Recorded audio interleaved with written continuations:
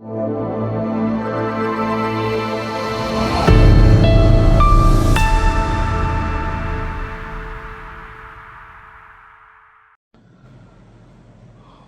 நமோ பகவதே வாசுதேவாய. நாராயணம் நமஸ்கிருத்ய நரம் சைவ நரோத்தமம் தேவீம் சரஸ்வதிம் வியாசம் ததோ ஜெயமுதிரயே. ஹே கிருஷ்ண கருணா சிந்து दीनबन्धु जगत्पथे गोपेश गोपिका कान्त राधा कान्त नमोऽस्तुते. तप्त काञ्चन गौरांगी राधे वृन्दावनेश्वरी वृषभानुसुते देवी प्रणमामि हरिप्रिये. जय श्री कृष्ण चैतन्य प्रभु नित्यानंद श्री अद्वैत गदाधर श्रीवासदि गौरभक्त वृंदा. हरे कृष्णा कृष्ण कृष्ण हरे हरे, हरे राम राम राम हरे हरे. हरे कृष्णा. அனைத்து பக்தர்களுக்கும் என் மிக பணிவான வணக்கம். பாகவதம் முதல் காண்டம் 18வது அத்தியாயம் 20வது ஸ்லோகம். அதாவது பரீட்சித்து மன்னரை ஒரு பிராமண பிள்ளை சாபம் கொடுத்த அந்த அத்தியாயத்தை தான் பார்க்க போகிறோம். பின்னைய ஸ்லோகத்தில் ஏதாவதாலம் நனு சூச்சிதேன குணைர் அசாம்யானதி சாயனஸ்ய ஹித்வேதரான் பிரார்த்தயதோ விபூதிர் யஸ்யாங்கிரி ரேணும் ஜுசதே அனபிப்சோஹோம். தேவர்கள் எல்லாம் பகவானை வணங்குகிறார்கள். அப்படி வணங்குவதால் அவர்களுக்கு பலவிதமான அனுக்கிரகங்கள் கிடைக்குது. அதனால இந்த தேவர்கள் பகவானுக்கு தொண்டு செய்கிறார்கள். ஆனா பகவானுக்கு மற்றவர்களிடமிருந்து சேவை வாங்குவதில் பிரியமில்லை. இது கொஞ்சம் ஒரு அழகான ஒரு பகுதி. தேவர்கள் எல்லாருமே முழுமுதற் கடவுளான பகவான் ஸ்ரீ கிருஷ்ணருக்கு தொண்டு செய்கிறார்கள்.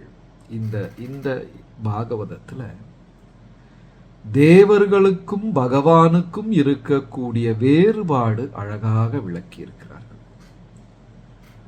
இந்த ஒரு முக்கியமான அறிவு காலப்போக்கில் நஷ்டமாயிருச்சு. ஏன்னா இன்னைக்கு இந்து மதம் அப்படின்னு சொன்னோம்னா எல்லா கடவுளர்களும் ஒன்றுதான். யாருக்கு எந்த கடவுளை பிடிக்குமோ அவரை வணங்கி கொள்ளலாம் அப்படிங்கிற ஒரு நிலைக்கு வந்துருச்சு. இது கடந்த ஒரு சில நூற்றாண்டுகளாகத்தான் இப்படி வந்திருக்கிறது. ஏன்னா வேதத்திலேயே ரொம்ப தெளிவா சொல்லியிருக்காங்க. ஒரு காலகட்டத்தில் விஷ்ணு, சிவபெருமான், பார்வதி தாயார், விநாயகர், இந்திரன் இல்லாவிட்டால் சூரியன், இந்த 5 கடவுளர்களைத்தான் வணங்கி கொண்டிருந்திருக்கிறார்கள் ஒரு காலத்துல. பஞ்ச உபாசனா என்று பெயர். விஷ்ணு, சிவபெருமான், பார்வதி அம்மையார், விநாயகர், அதுக்கப்புறம் இந்திரன் இல்லைன்னா சிவபெருமான், இந்திரன் இல்லைன்னா சூரிய தேவன். கடந்த 1000 வருடங்களுக்குள்ள மற்ற தேவர்களுக்கும் ஆலயங்கள் வந்துவிட்டது. எப்படி தமிழ்நாட்டில் முருகபெருமானுக்கு நிறைய ஆலயங்கள், ஆனா கந்த புராணத்திலேயே தெள்ளத் தெளிவாக ஹம்சவதாரத்தை பற்றியும் சுப்பிரமணியன் ஸ்கந்தன் பகவத்கீதையில கிருஷ்ண பகவான் சொல்றார், சேனானாம் ஸ்கந்தோஸ்மி, என்னுடைய சேனாதிபதிகளில் நான் ஸ்கந்தன் அப்படின்னு சொல்றார். அவருடைய வழிபாடு அதிகமாச்சு. கேரள மாநிலத்துல ஐயப்பன், சுவாமி ஐயப்பனுடைய வழிபாடுகள் அதிகமானது. கர்நாடகத்துல வேற. இப்படி பிராதேசிகமான அப்படின்னா ஒரு ஊருக்கு ஒரு ஒரு கடவுள் அப்படிங்கிற ஒரு நிலை பிற்காலத்துல வந்து விட்டது. அது ஏன் வந்தது, எப்படி வந்தது அப்படிங்கிறதெல்லாம் பெருமாராய்ச்சி. மக்களுக்கு அவர்கள் விரும்பும் காரியம் சாத்தியமாகும் பொழுது அவங்க ஏதாவது கடவுளர்கள் மீது நம்பிக்கை வைத்துக் கொள்கிறார்கள். மகாராஷ்டிரால லக்ஷ்மி தேவியை அநேகம் பேர் வழிபடுறாங்க. ஆனா விஷ்ணு புராணத்திலேயே அழகா சொல்லியிருக்காங்க, லட்சுமி தாயாரை நாராயணரிடமிருந்து பிரித்து வழிபடக்கூடாது, அவரை தனியா வழிபடக்கூடாது, நாராயணருடன் சேர்த்து தான் வழிபட வேண்டும் அப்படின்னு. ஆனா என்ன ஆயிடுச்சுன்னா, மகாராஷ்டிரா மாநிலத்துல நிறைய லட்சுமி தாயாருக்கு ஆலயங்கள் வந்துவிட்டது. நீங்க கூட இந்த எல்லா தொழிற்சாலைகள், வியாபார மையங்கள்ல இந்த படம் பார்க்கலாம். நடுவுல விநாயகர் பிள்ளையார் இருப்பார், ஒரு பக்கம் லட்சுமி, ஒரு பக்கம் சரஸ்வதி. இந்த 3 படங்களை வைத்து வழிபடுவார்கள். இது வேத முறை கிடையாது.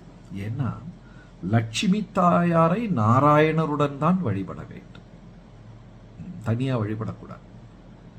அப்படி வழிபடக்கூடிய ஒரு மனிதன் ராவணன் என்று சாஸ்திரம் சொல்லுகிறது. ஏனென்றால் ராமரை விட்டு விட்டு சீதா பிராட்டியை மட்டும் கடத்தி கொண்டு போனான் ராவணன். அந்த ராவணன் சீதையுடன் ராமரையும் கடத்தி கொண்டு போயிருந்தால் இந்த நேரம் மோட்சம் கிடைச்சிருக்கும். தவறாக செய்து விட்டான்.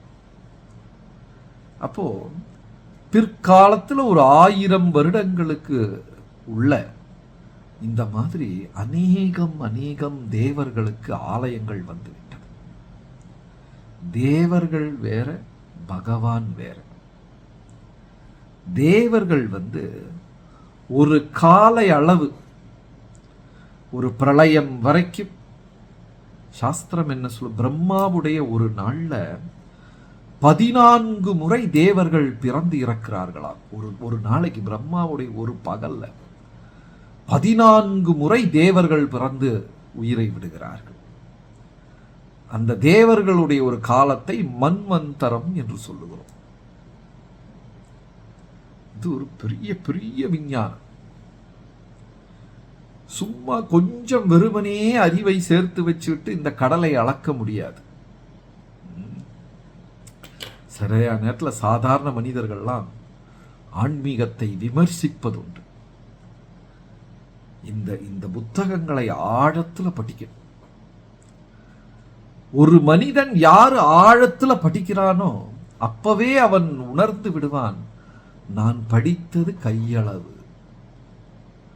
நான் படிக்காதது கடலளவு என்பதை உணர்ந்து கொள்வான். அப்ப இந்த ஸ்லோகத்துல என்னன்னா, தேவர்கள் எல்லாம் பகவானை துதிக்கிறார்கள். இதுல இனி ஒரு அழகு என்னன்னா, இவர்கள் இப்படி என்னை துதிக்க வேண்டும் என்று பகவான் ஆசைப்படவே இல்லையா. அதுதான் அவருடைய விரக்தி, தியாக மனப்பான்மை. இப்ப நம்ம கிட்ட யாராவது உங்க சொக்கா நல்லா இருக்கு, உங்க ஆடை நன்றாக இருக்கு அப்படின்னா வெளிப்படையா நம்ம சொல்லுவோம், அதெல்லாம் சும்மா பெருசா இல்லை. ஆனா உள்ளுக்குள்ள மனசு அந்த ஒரு வார்த்தையை விரும்பும். அடுத்த முறை புதுசா ஒரு ஆடையை போட்டுக்கிட்டா சும்மாவாவது அவர் முன்னாடி நடப்போம். இன்னைக்கு அவர் அதை பார்த்து சொல்லுவாரா? மற்றவர்கள் நம்மை விரும்ப வேண்டும், புகழ்த்தி பேச வேண்டும், நம்மளை உயர்த்தி பேச வேண்டும் என்ற ஒரு யாஜக மனப்பான்மை எல்லாருக்குமே இருக்கு. யாராவது 2 வார்த்தை நல்லா சொல்லிட மாட்டாங்களா? அதை முற்றிலும் துறந்த மனிதர்கள் ரொம்ப குறைவு, துறவிகள் தான். உண்மையான சந்நியாசிகள் மட்டும்தான். நான் பார்த்திருக்கேன் நிறைய பேர். அவையில உட்கார வச்சு அவர்களை புகழும் பொழுது அவர்கள் உண்மையிலுமே கூனி குறுகி சின்னதாகி விடுகிறார்கள். எப்படா இவங்க என்னை புகழ்வதை நிறுத்துவார்கள் என்று மனதால் ஆசைப்படுகிறார்கள். ஆனா நம்ம அப்படி கிடையாது. யாராவது புகழ மறந்துட்டா கூட போய் ஞாபகப்படுத்தி என்னை பத்தி 4 வார்த்தை சொல்லுங்க. இப்ப நான் புதுசா ஒரு ஒரு இடத்துல ஒரு ஆர்டிக்கல் படிக்க ஒரு இது வந்தது, ஒரு வாய்ப்பு வந்தது. சில மனிதர்களுக்கு இது ஒரு வியாதியாகவே மாறிவிட்டதா. சின்னதா விளையாட்டுத்தனமாக இந்த காலத்தில் இந்த ஊடகத்தின் தாக்கத்தால் ஆரம்பித்தார்கள். இப்ப அவங்களுக்கெல்லாம் சிலருக்கு அது ஒரு வியாதியாவே மாறிடுச்சான். காலையில் எந்திரிச்சு குளிச்ச உடனே போட்ட சொக்காய போட்டோ எடுக்கிறது, ஒரு நாள் கூட மறக்காம போட்ட சொக்காய போட்டோ எடுக்கிறது, அன்னைக்கு சமைத்த உணவை போட்டோ எடுப்பு, சாப்பிட்றாங்களோ இல்லையோ போட்டோ எடுத்து இன்னைக்கு நான் பண்ணின உப்புமா, நான் பண்ணின இட்லி, அதை 10 பேருக்கு தெரிவிப்பது. இன்னைக்கு நான் இந்த கடையில் போய் உப்பு வாங்கிட்டு வந்தேன், மளிகை சாமான் வாங்க வெளியே போனேன். அப்படி அணு நிமிடம் ஒரு நிமிஷமும் அவங்க வாழ்க்கையில நடப்பதை உலகத்தாருக்கு தெரிவித்து கொண்டே அதுல யாராவது நல்லா இருக்குன்னு சொல்லும் போது அப்படி அதை எதிர்பார்த்து அது ஒரு வியாதியாக மாறிவிட்டது. ஒரு விஷயம் பகவத்கீதையிலிருந்து நல்லா தெரிஞ்சுக்கணும். எதிர்பார்க்க ஆரம்பித்தால் ஏமாற்றங்கள் ஏராளம் உண்டாகும். எதிர்பார்ப்புகளை குறைத்தால் ஏமாற்றமும் குலைக்கலாம். அப்படி ஆனா இங்க பகவான் எப்படின்னா ஸ்லோகத்துல சொல்லியிருக்கு, தேவர்கள் தன்னை துதிப்பதை அவர் விரும்பவே இல்லை. புகழாரத்தை விரும்பாத ஒரு மனிதன் பகவான் அப்படின்னு இங்க ஸ்லோகத்துல பகவானை புகழ்த்துகிறார். மற்றவர்கள் புகழ்வது அவருக்கு விருப்பம் இல்லை. இப்ப நம்ம இதுல பாருங்க, 10, 500, 600 பேர் இந்த வகுப்புல இருக்கிறோம். உண்மையிலுமே மனதால சொல்லுங்க பதில். யாராவது ஒருத்தர் மற்றவங்க புகழ்ந்தா எனக்கு அறவே பிடிக்காது, அந்த இடத்துல இருந்து நான் ஓடிடுவேன். ஒரு திருமணத்துக்கு போனா கூட போட்டோகிராஃபர் முன்னாடி நான் வரவே மாட்டேன், ஒளிஞ்சிருப்பேன். பொது இடத்துக்கெல்லாம் போகும்போது ஒரே துணி கருப்பா இல்லைன்னா வெள்ளையா மொத்தமா நான் மூடிக்கிட்டு போவேன். யாராவது ஒருத்தர் சொல்லட்டும் இல்லையா? புகழை தேடி அலையும் மனது நம்மளுடைய கலிகாலத்தில். திருமலை செல்வி சங்கீதா தெரியலையா, அவங்க சொல்றாங்க அவங்கள புகழ்வது பிடிக்கவே பிடிக்காதான். அப்படியா? பரவாயில்லையே, நம்ம கூடயும் தூயவர்கள் இருக்கிறாங்க, பரவாயில்ல. சரி, அடுத்த ஸ்லோகத்துக்கு போவோம். பாகவதம் முதல் காண்டம் 18வது அத்தியாயம் 21வது ஸ்லோகம். அதாபி யத் பாதனகாவஸ் வஸ்திரஸ்தம் ஜகத் விரிஞ்சோபஹர் தாத்ஹனாம்பஹ சேஷம் புனாதி அன்யதமோ முகுந்தாத் கோ நாம லோகே பகவத் பதார்த்தஹ. அதாவது இந்த நாமத்துக்கு அவர் ஒருவர் தான் அர்ஹதையானவர். பகவானுக்கு நிகராக இந்த படைப்புல எதுவுமே கிடையாது.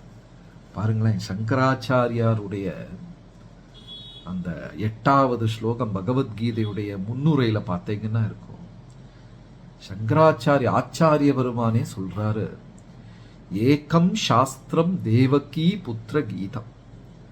ஒரே ஒரு புத்தகம் போதும், அது தேவகியின் மகனுடைய கீதை, பகவத்கீதை. ஏகோ தேவோ தஸ்ய நாம, ஏகோ தேவ தஸ்ய தேவஸ்ய சேவ. ஏகோ சாஸ்திரம் தேவகி புத்திர கீதம், ஏகோ மந்திரஸ்தஸ்ய நாமானி யானி. ஒரே ஒரு நாமம் போதும், அவருடைய பேர். ஒரு மந்திரம் போதும் ஜபம் பண்ண, அவருடைய பேர். ஒரே ஒரு சேவை போதும், அவருக்கு செய்ய வேண்டிய சேவை. ஒரே ஒரு கடவுள் போதும், அது தேவகி புத்திர ஏவ, தேவகியின் மைந்தனான கிருஷ்ணர் அப்படின்னு சங்கராச்சாரியரே சொல்றார்.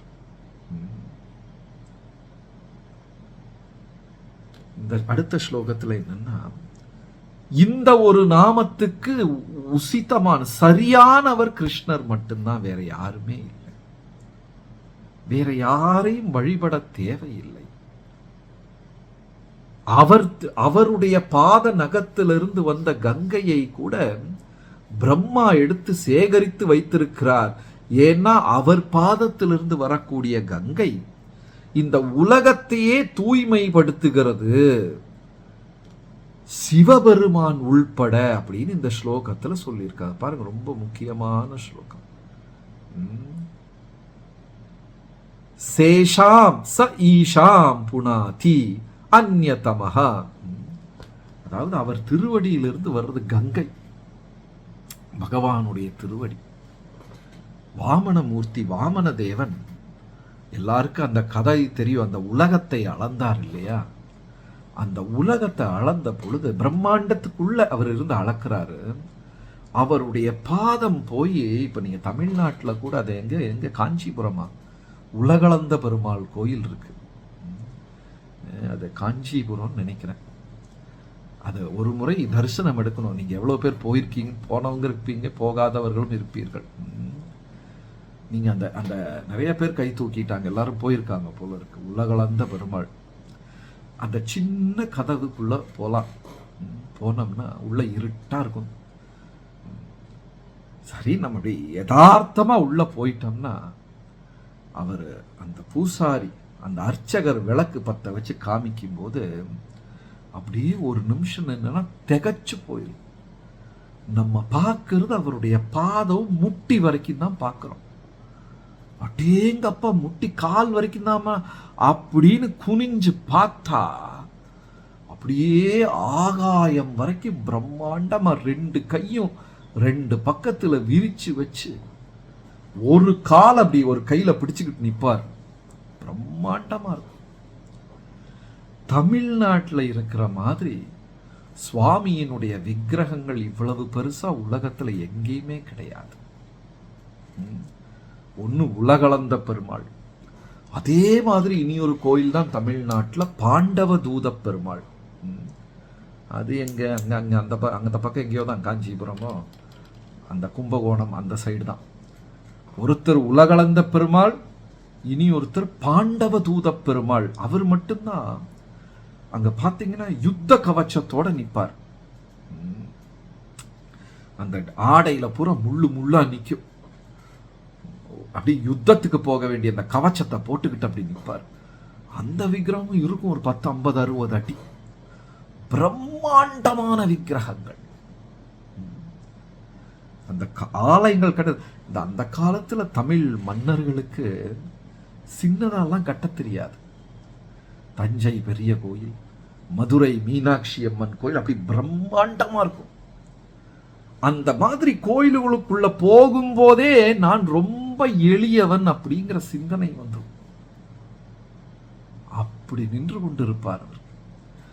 அந்த உலகளந்த பெருமாள் அப்படி உலகத்தை அளக்கும் போது இந்த பிரம்மாண்டத்தில் அவருடைய பாதத்தின் நகம் பட்டு அது கிழிஞ்சிரும்.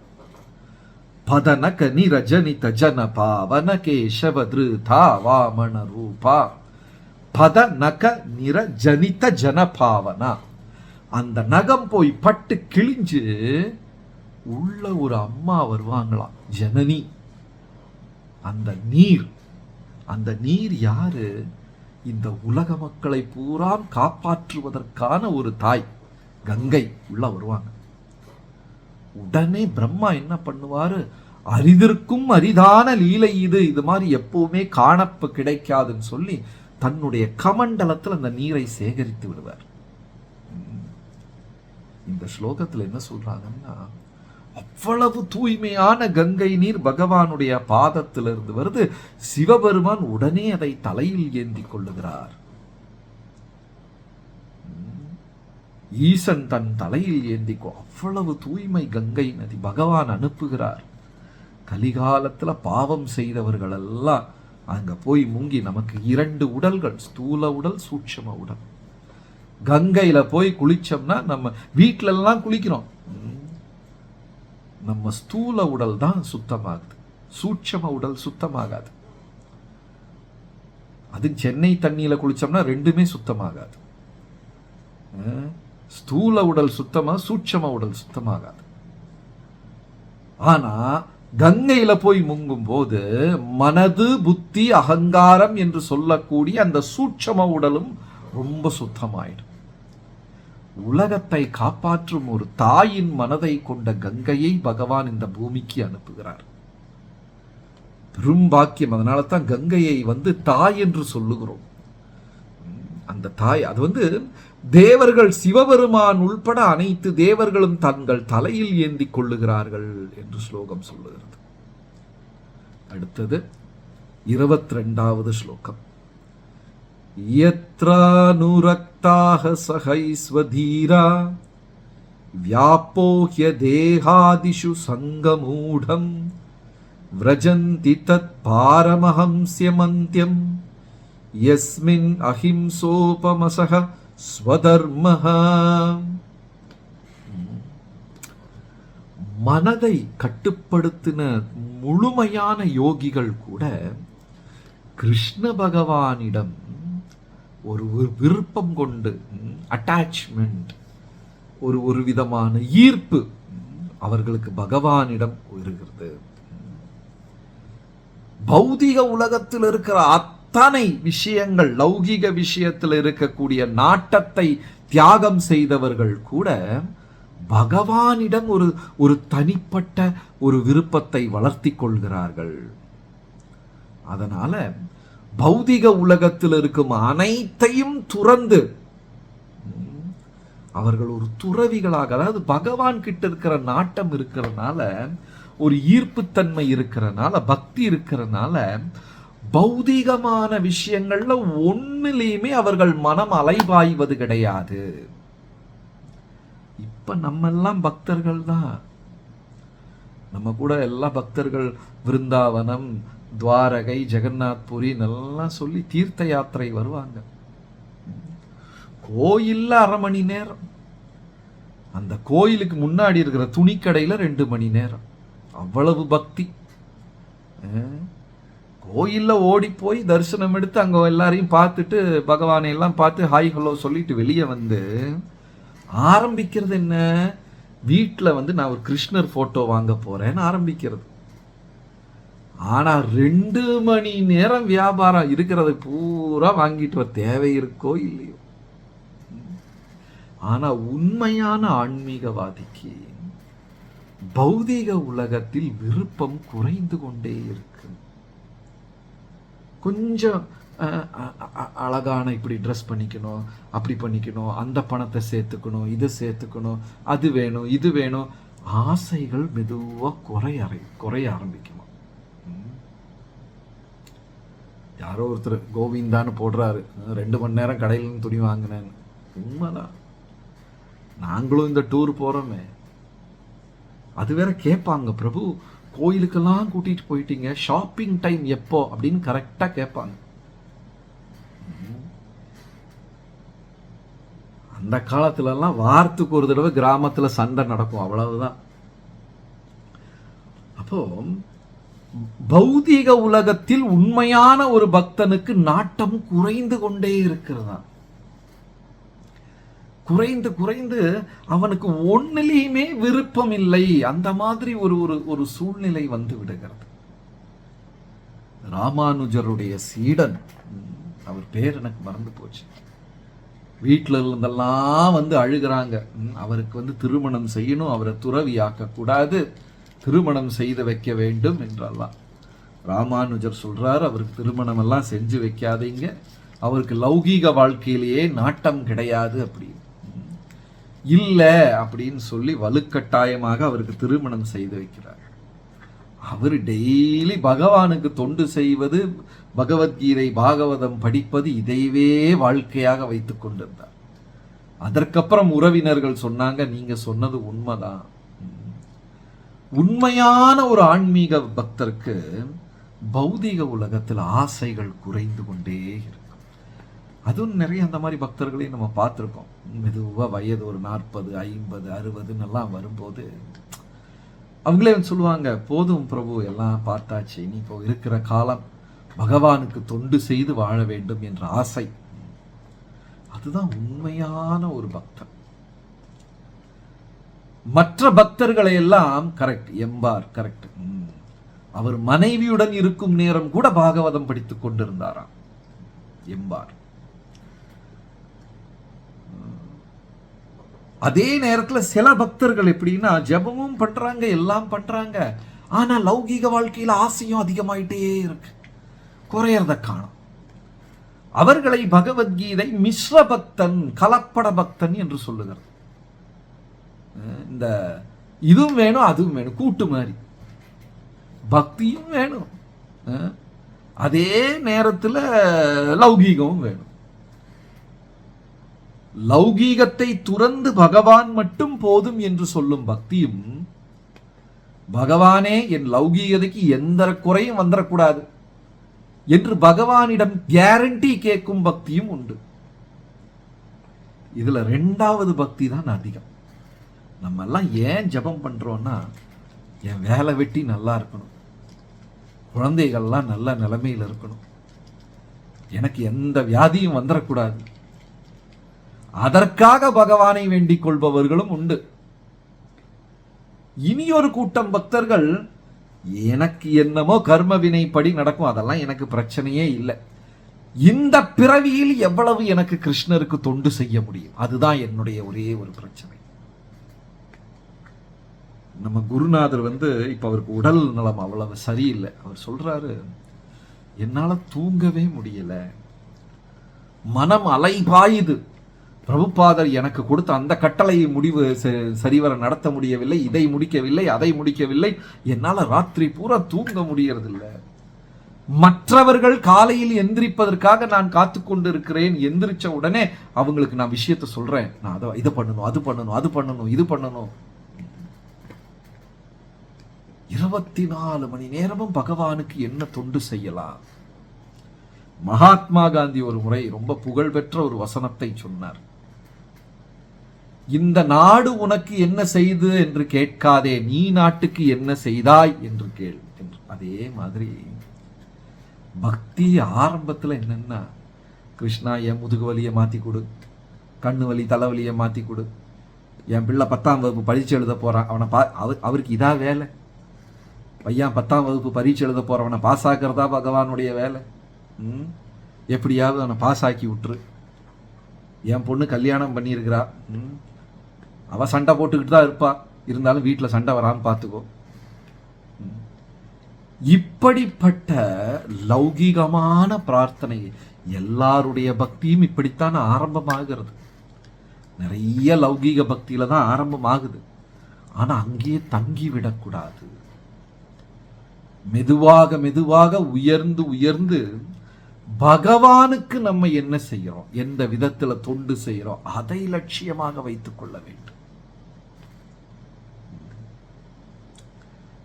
பக்தியில சாந்த பக்தி, தாஸ்ய பக்தி, வால்சல்ய பக்தி, மாதுரிய பக்தி, சக்கிய பக்தி, அப்படியெல்லாம் நிறைய இருக்கு. இந்த சாந்த பக்தி அவங்க எப்படின்னா, பக்திக்கு உள்ள வந்தா நீங்க பாருங்க, யசோதா தாய் என்னைக்காவது நிம்மதியா இருந்திருக்காங்களா? ஒரு நாள் கூட நிம்மதியா இருந்ததே கிடையாது யசோதா தாய். என்ன, கிருஷ்ணர் வீடு வீடா போய் வெண்ணையை திருடி தின்னுட்டு போனா பரவாயில்ல, அந்த சட்டியை பூரா உடைச்சு நான் உங்க வீட்டுக்கு விருந்துக்கு வர்றேன், நீங்களும் நல்லா சாப்பாடு கொடுக்குறீங்க, சாப்பிட்டு முடிச்சுட்டு அந்த சட்டி பானையெல்லாம் நான் உடைச்சிட்டு வந்தா நீங்க சும்மா இருப்பீங்களா? யாருக்காவது பிடிக்குமா? கிருஷ்ணர் வீடு வீடா போய் வெண்ணையை திருடி சரி சாப்பிட்டுட்டு போனா பரவாயில்ல, அந்த சட்டி பானையை பூரா உடைச்சு அதை பூரா வீடை பூரா வெண்ணெயை பூரா ஆக்கி, பாலை சிந்தி, தயிரை சிந்தி, அதெல்லாம் இதாக்கி, அதுக்கு மேல குரங்குக வேற விளையாண்டு, அந்த வீடே ஒரு ரணகளம் ஆக்கிட்டு போயிடுறது. அந்த அம்மாவுக்கு அப்புறம் ஒரு வாரம் அந்த வீட்டை சுத்தப்படுத்தணும், அந்த மாதிரி ஒரு சூழ்நிலை. எல்லாம் கோபிகைகள் யசோதா தாயிடம் புகார் மீது புகார் செய்து கொண்டிருப்பார்கள். பிராமணர்கள் வேற பாவம் சாது, ஒரே ஒரு வேட்டி தான் அவங்களுக்கு இருக்கு. அந்த மாதிரி உண்மையான பிராமணர்கள் அதை கழட்டி வச்சு அவங்க யமுனையில முங்கிட்டு திரும்பி போய் பூஜை பண்ணணும். அந்த வேட்டியை உடுத்துக்கிட்டு, ஒத்த வேட்டி உள்ள முங்கிட்டு திரும்பி வந்தா அந்த வேட்டிக்கு மேல பசுமாட்டு சாணி எடுத்து வச்சிடறது. இப்ப அந்த ஆடை எப்படி உடுக்கிறது அவங்க? அதே மாதிரி யாராவது முனிவர்கள் இருந்து அப்படியே கண்ணை மூடிக்கிட்டு தவம் செய்து கொண்டிருந்தா அவங்க கண்ணை திறக்கும் போது பயப்படுற மாதிரி முன்னாடி போய் 2 குரங்க உட்கார வச்சிடறது. இவ்வளவு சேட்டை கிருஷ்ணரும் அவருடைய கோபர்களும் பண்ண. ஒரு நாள் கூட யசோதை அமைதியாக இருந்ததே கிடையாது. இது பத்தாததுன்னு சொல்லி பூத்தனா, சகடாசுரன், திருநாவிரதன், அசுரர்கள் வேற, அரக்கர்கள் வேற. ஒரு நாள் கூட அந்த அம்மா அமைதியாக நிம்மதியாக வாழ்ந்ததே கிடையாது. ஆனா 24 மணி நேரமும் பகவானை நினைத்து நினைத்து பிரேமை, அந்த பிரேமையிலேயே இருப்பாங்க. மாதுரிய பக்தியில வந்துட்டோம்னா ஏதா ஒண்ணுதான் கிடைக்கும். நிம்மதி வேணுமா, பிரேமை வேணுமா? நேரடியா கிருஷ்ணர் கேட்பார். நம்ம என்ன சொல்லுவோம்? நிறைய புத்தகம் படிச்ச பக்தர்கள் சொல்லுவாங்க எனக்கு பிரேமை போதும், சும்மா பேச்சுக்கு சொல்லுவாங்க. உண்மையா சிலர் போதும் எனக்கு பிரேமையெல்லாம் வேண்டாப்பா, நிம்மதியா இருந்தாலே போதும். சிலவங்க சொல்லுவாங்க ரெண்டும் வேணும், ஏதோ ஒண்ணுதான் கிடைக்கும். யசோதையை போன்ற பக்தர்கள் எனக்கு நிம்மதி வேண்டாம், குந்தியை போன்ற பக்தர்கள் எனக்கு மன அமைதி வேண்டாம், நீ கிடைச்சா போதும், பகவான் கிடைத்தால் போதும் என்று அமைதியையும் நிம்மதியையும் விற்று பகவானை வாங்கி கொண்டார்கள். நம்மளாலெல்லாம் அப்படி சிந்திக்க கூட முடியாது. வாத்சல்ய பக்தி, மாதுரிய பக்தி. கோபிகைகள் ஊர் பூரா என்னை எவ்வளவு கேவலமா பேசினாலும் பரவாயில்ல. இளம் பெண்கள், திருமணமானவர்கள், இரவில் நடு நிஷி அர்த்தராத்திரி பதிசுதான்வயா பிராத்ருபாந்தவான் அதிவிலங்யதே அந்தி அச்சுதாகதா கதிவிதஸ்தவோ கீதமோஹிதா கீதவயோஷிதா கஸ்த்யஜென் நிஷி. நிஷி அப்படின்னா மிட் நைட். பொம்பளை பிள்ளை கூட நிஷா அப்படின்னா தமிழ்நாட்டில் பேர் வைப்பாங்க. நிஷா அப்படின்னா அர்த்தராத்திரின்னு பேர். ஏன் அப்படி பேர் வைக்கிறாங்கன்னு தெரியல. யாராவது பொம்பளை பிள்ளைக்கு அப்படி பேர் வைப்பாங்களா? அர்த்தராத்திரி, நடுராத்திரி. தமிழ்ல பேர் வச்சு கூப்பிட்டு பாருங்க யாரையாவது. நடுராத்திரி இங்க வாமா, நடுராத்திரி சாப்பிட்டியாமா, ரொம்ப அசிங்கமா இருக்கும். நடுராத்திரி அப்படின்னா நிஷா, நிஷி. அந்த நேரத்துல கோபியர்கள், திருமணமான கோபியர்கள் குழந்தைகளுடன் வீட்டு வேலைகள் செய்து கணவருடன் எல்லாம் இருக்கிற நேரத்துல பகவான் அந்த புல்லாங்குழலை வாசிக்கிறார். இவங்கெல்லாம் அந்த வேலையை விட்டுட்டு கிருஷ்ணரை தேடிக்கொண்டு ஓடுகிறார்கள். ஊரே எவ்வளவு பழி சொல்லும், எவ்வளவு குற்றம் சொல்லும். அவங்களுக்கு அதெல்லாம் கவலை இல்லை. என்னை எவ்வளவு ஏளனப்படுத்தி தவறாக அவதூறு பேசினாலும் பரவாயில்ல, கிருஷ்ணரை கிடைச்சா போதும். எவ்வளவு உயர்ந்த பக்தி. நம்ம என்ன பிரபு சர்வீஸுக்கானோ, நான் வந்தேன், அந்த பிரபு திட்டாரு, இனி நான் வரமாட்டேன், அவ்வளவுதான், முடிஞ்சு போச்சு. கொஞ்சம் நம்மளுடைய அகம் என்றதில் கீறல் விழுந்தாலே நம்ம போக மாட்டோம். கோபியர்கள் எவ்வளவு தரக்குறைவாக பேசினாலும் வர்றேன் அப்படின்னு சொல்றோம். அப்புறம் தாசிய பக்தி. ஹனுமான் ராமருக்கு எவ்வளவு பணிவிடை செஞ்சார். யாராவது ஹனுமானுக்கு கூட அவார்டெல்லாம் கொடுத்து கேஷ் பிரைஸ் எல்லாம் கொடுத்தாங்களா? டி நகர்ல 2 அபார்ட்மெண்ட் பிளாட் கிஃப்டா கொடுத்தாங்களா? அவருக்கு ஒண்ணுமே கிடையாது. நன்றாக சேவை செய்தால் அதைவிட கடினமான சேவையை கொடுப்பார்கள். அதை நன்றாக செய்தால் அதைவிட கடினமான இனி ஒரு சேவை. என்ன கிடைச்சது ஹனுமானுக்கு? மாச சம்பளமா கொடுத்தாங்க. ஆனா சாந்த பக்தர்கள் என்ன செய்வாங்கன்னா, கிருஷ்ணர் பக்கத்துல போனா ரொம்ப சோதனை பண்ணிடுவார்.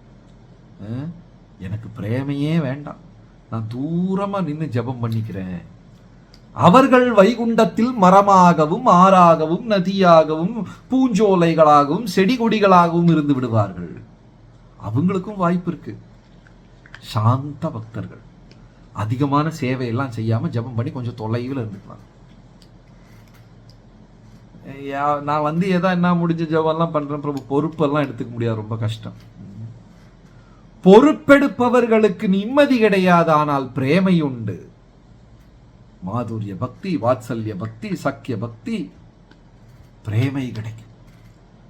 பகவானுக்காக பொறுப்பெடுத்து ஓடுகிறார்களே, அதை செய்து இதை செய்து கெட்ட பேரை வாங்கி தவறே செய்யாமல் பழிச்சொல்லை கேட்டு பகவானுக்காக அந்த சுமை எடுக்கிறாங்களே, அவர்கள் பகவானுக்கு ரொம்ப பிரியமானவர்கள். சாந்த பக்தர்கள் அவ்வளவு பொறுப்பெடுக்க மாட்டாங்க. ஆனா பகவான் அவர்களையும் கைவிடுவது கிடையாது. வைகுண்ட உலகத்தில் அவர்களை அழைத்து மரமாக, செடியாக, புல்கொடியாக அவர்களை வச்சு அழகான ஸ்லோகங்கள் பாகவதத்துல. மறுபடியும் சந்திக்கலாம். ஹரே கிருஷ்ணா. நன்றி, வணக்கம்.